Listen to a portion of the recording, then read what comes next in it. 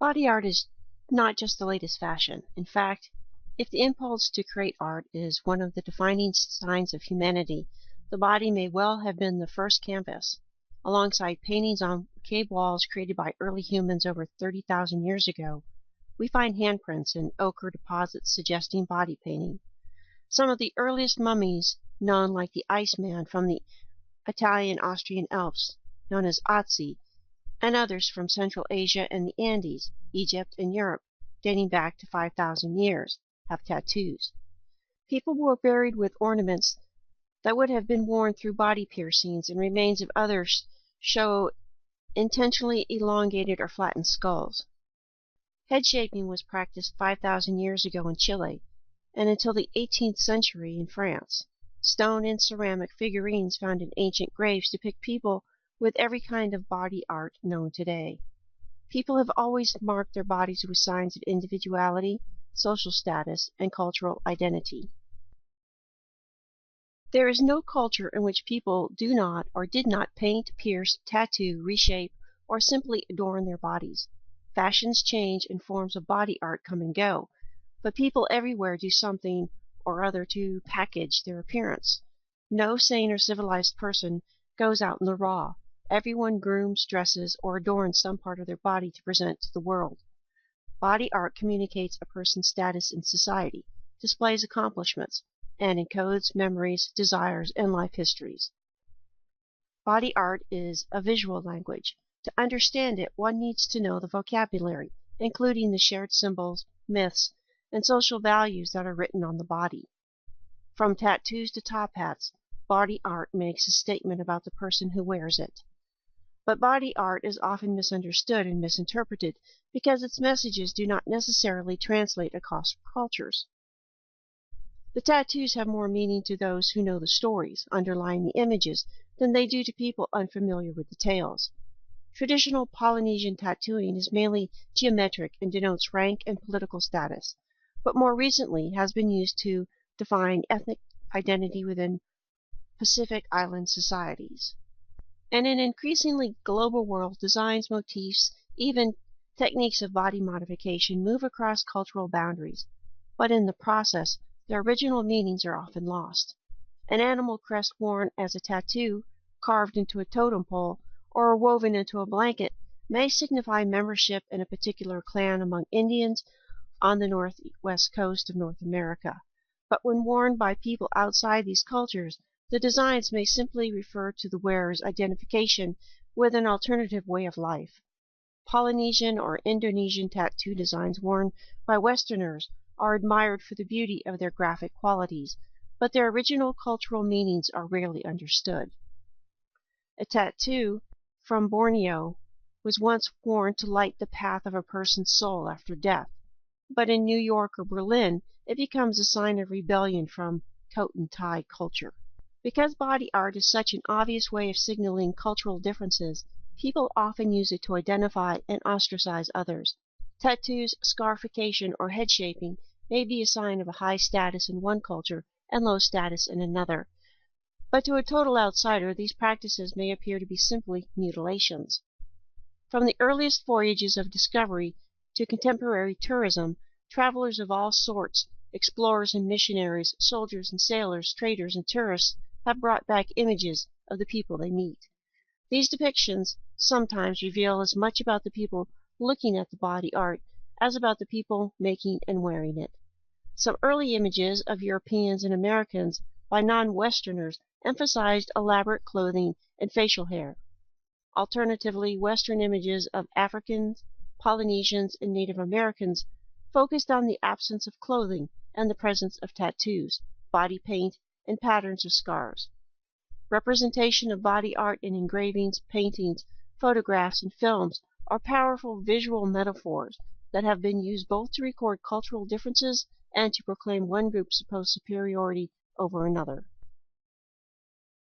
Most people think that permanent modification of the skin, muscles, and bones is what body art is all about. But if one looks at body art as a form of communication, there is no logical reason to separate permanent forms of body art like tattoos, scarification, piercings, or plastic surgery from temporary forms such as makeup, clothing, or hairstyles. Punks and sideshow artists may have what appears to be extreme body art, but everyone does it in one way or another. All of these modifications convey information about a person's identity. Nevertheless, some forms of body art are undeniably more permanent than others. The decision to display a tattoo is obviously different from the decision to change the color of one's lipstick or dye one's hair.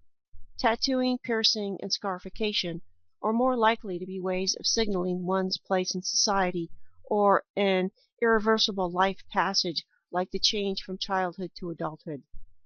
Temporary forms of body art like clothing, adornments, and painting more often mark a moment or simply follow a fashion. But these dichotomies don't stand up to close scrutiny across cultures. Tattoos and scarification marks are often done to celebrate an event like dyeing or cutting one's hair, while temporarily may signal a life-changing event such as a wedding or a funeral. Ideas of beauty vary from one culture to another. Some anthropologists and psychologists believe that babies in all cultures respond positively to certain kinds of faces. The beautiful body is often associated with the healthy body and non-threatening facial expressions and gestures. But this does not mean that beauty is defined the same way in all cultures. People's ideas about the way a healthy person should look are not the same in all culture. Some see fat as an indication of health and wealth, while others see quite the opposite. People in some cultures admire and respect signs of aging, while others do all they can to hide gray hair and wrinkles.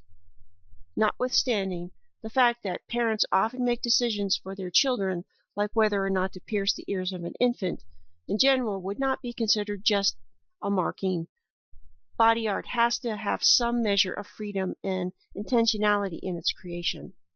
The brands put on enslaved people, or the numbers tattooed on concentration camp victims, or the scars left from an unwanted injury, are body markings, not body art. Body art takes on specific meanings in different cultures. It can serve as a link with ancestors, deities, or spirits. Besides being decorative, tattoos, paint, and scars can mediate the relationship between people and the supernatural world. The decorated body can serve as a shield to repel evil or as a means of attracting good fortune. Tattoos in central Borneo had the same designs as objects of protective spirits. Australian Aborigines painted similar designs on cave walls in their bodies to indicate the location of sacred places revealed in dreams. Transition in status and identity, for example, the transition between childhood and adulthood, are often seen as times of danger. Body art protects a vulnerable person, whether an initiate, a bride, or a deceased person, in this transitional phase. To ensure her good fortune, an Indian bride hands and feet are covered in henna designs that also emphasize her beauty. For protection during initiation, a Central African Chakwi girl's body is covered in white kolan. In some societies, both the dead and those who mourn them are covered with paints and powders for decoration and protection. Worldwide travel, large-scale migrations, and increasing access to global networks of communication mean that body art today is a kaleidoscopic mix of traditional practices and new inventions. Materials, designs, and practices move from one cultural context to another. Traditional body art practices are given new meaning as they move across cultures and social boundaries. Body art is always changing. It allows people to reinvent themselves, to rebel, to follow fashion, or to play and experiment with new identities. Like performance artists and actors, people in everyday life use body art to cross boundaries of gender, national identity, and cultural stereotypes. Body art can be an expression of individuality, but it can also be an expression of group identity. Body art is about conformity and rebellion, freedom and authority. Its messages and meanings only make sense in the context of culture, but because it is such a personal art form, it continually challenges cultural assumptions about the ideal, the desirable, and the appropriately presented body. Body art is an ancient and almost universal custom, and can be seen today in cultures around the world, including our own in the United States.